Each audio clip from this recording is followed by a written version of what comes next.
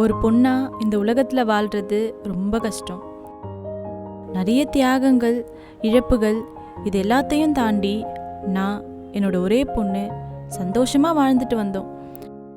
எல்லாருடைய வாழ்க்கையிலும் ஒரு நாள் சோதனை வரும்.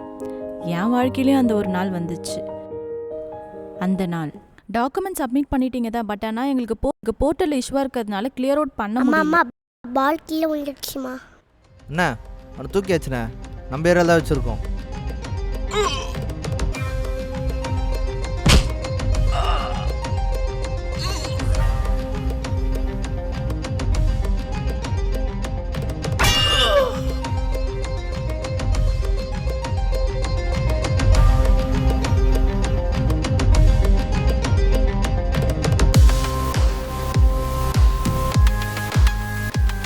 அண்ணா ஒன்று என்னண்ணா பண்ணலாம்?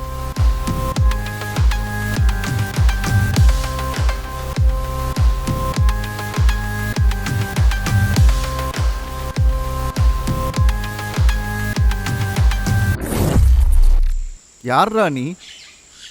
எங்க மேலே கம்ப்ளைண்ட் கொடுக்குற? உன்னால்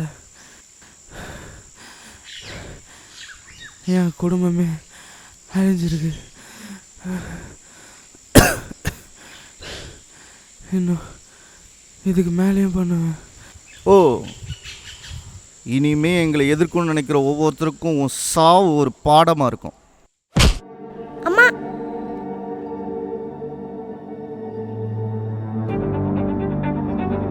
ஏய், நீ பார்த்ததை யார்கிட்ட நான் சொன்னேன், உன்னை குடும்பத்தோட சிதைச்சிருவேன். பார்த்ததை யார்கிட்ட நான் சொன்னேன், உன்னை குடும்பத்தோட சிதைச்சிருவேன்.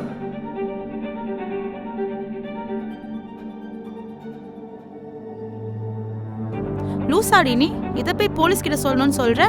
உனக்கு ஒரு குழந்தை இருக்கா, அவ லைஃபை ஃபர்ஸ்ட் பாரு.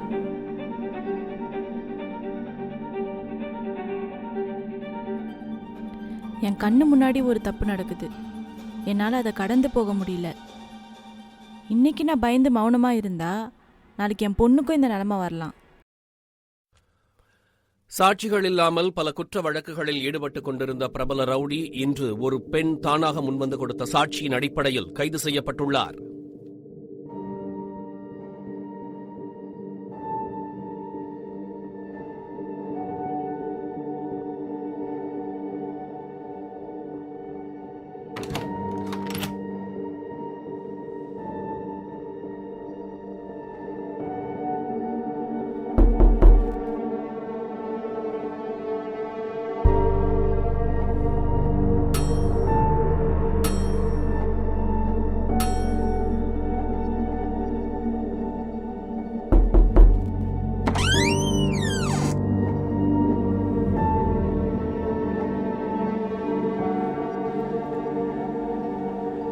போலீஸ் வந்து கேட்டால் உண்மையை சொல்லக்கூடாதுன்னு அன்னைக்கே உன்கிட்ட நான் சொன்னேன்.